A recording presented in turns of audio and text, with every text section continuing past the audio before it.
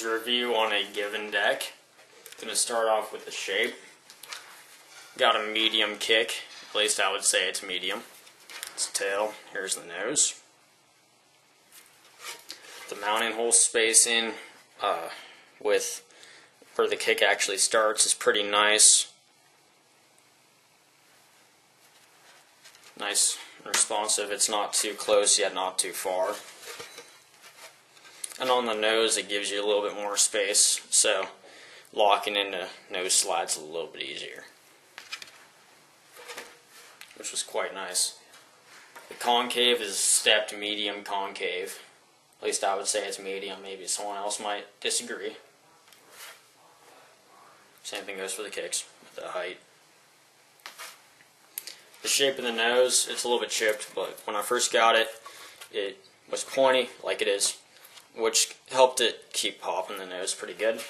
Tail, on the other hand, was squared a bit when I first got it, and made it loose pop a little quicker, because it would get razor tail and it would just square it out even faster because it was already squared shape to begin with.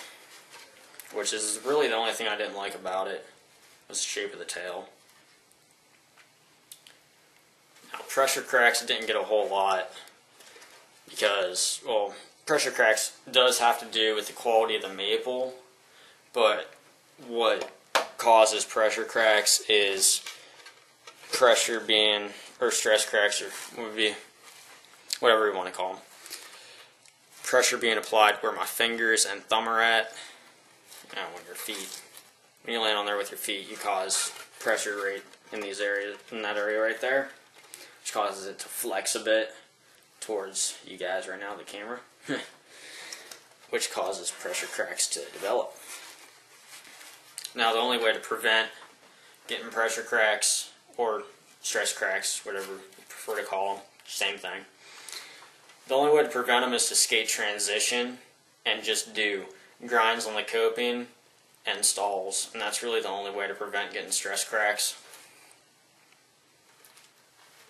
And some people, I've heard people say that using riser pads and shock pads prevent them. They don't at all. I used to skate with risers and shock pads when I preferred my board to be a little bit higher up. Now my style changed a bit about a few years ago, and I stopped using risers, went to low trucks, because I felt like having my board lower to the ground. All risers really are is to just, for people that like their boards a little bit higher, that's really all it is. The quality of the epoxy is quite nice. I didn't get any split plies.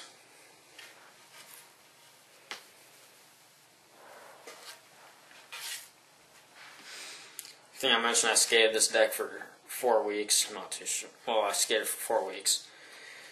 And my driveway's grained, which caused it to razor even faster, and there went the pop. It did chip, like, it wasn't real hard to chip, yet it wasn't super stupid easy to chip. It was like average, really, to be honest. It was very much average with chipping.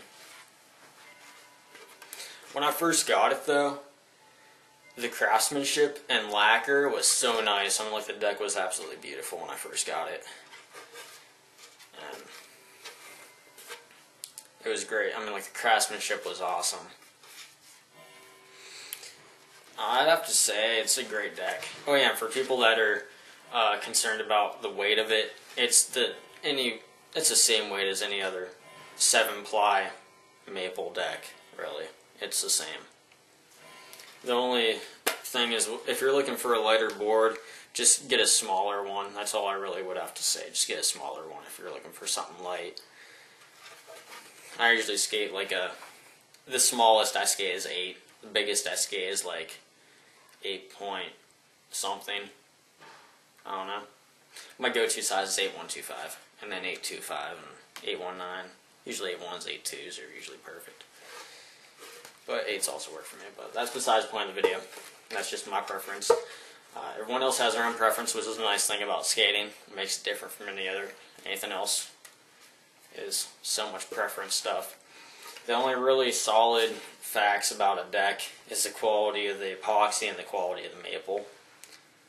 Shape, well, the shape does have a lot to do with a deck keeping longer pop. Like, something I've noticed is